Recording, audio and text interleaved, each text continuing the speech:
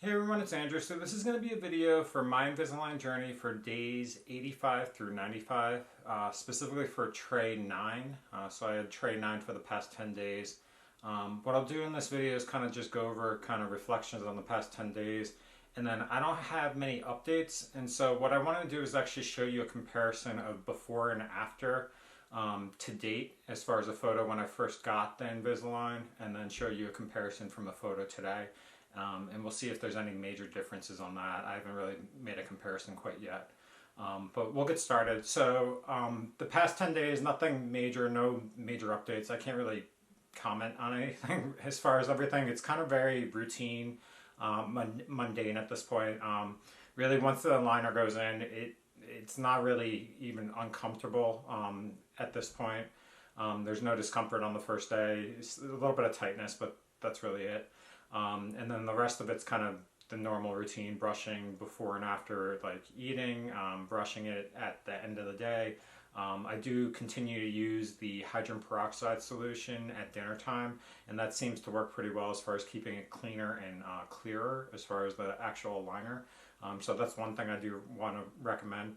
But that's really all I have as far as updates. What I'll do now is we'll take out the current aligner, which is 9, and then switch over to 10. Before I take out the current aligner, I'll just show you what that looks like. So this is 9.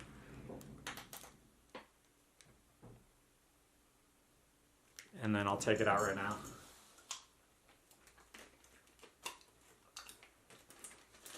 And this is what my teeth look like currently.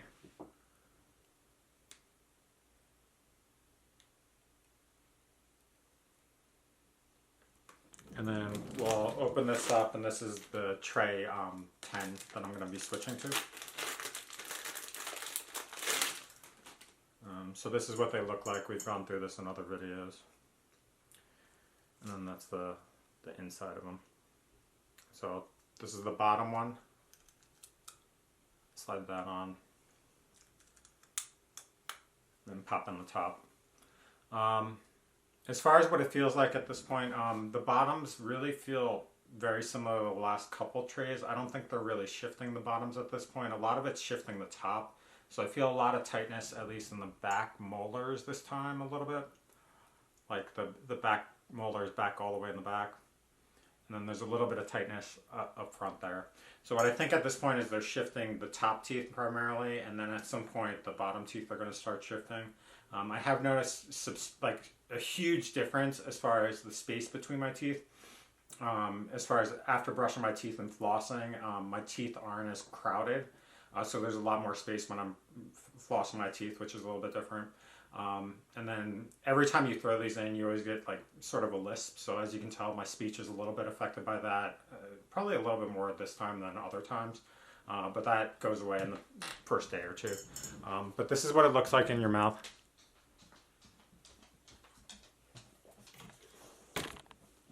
Sorry, my dog just ran in the room.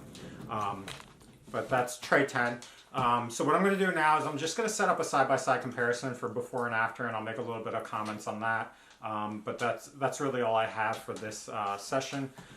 In the next upcoming sessions, this is my last tray before my second visit with my orthodontist. So I know they have to do a little bit of more spacing on one of the front teeth here as far as giving more spacing. And then after that, it should be kind of the normal routine, but we'll show a side-by-side comparison as far as before and after right now.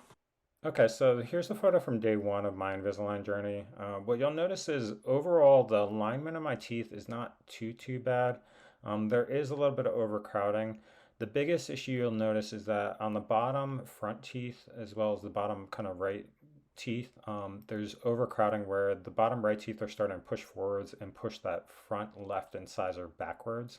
And that's something that started about a month prior to getting Invisalign, and that all happened after I got a tooth extracted for vertical tooth fracture.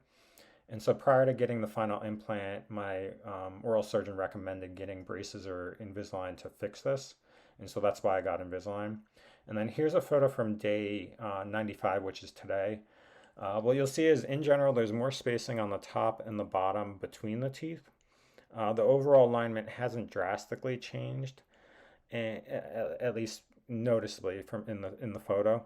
However, it has opened a lot more space for the teeth to potentially move in the upcoming months.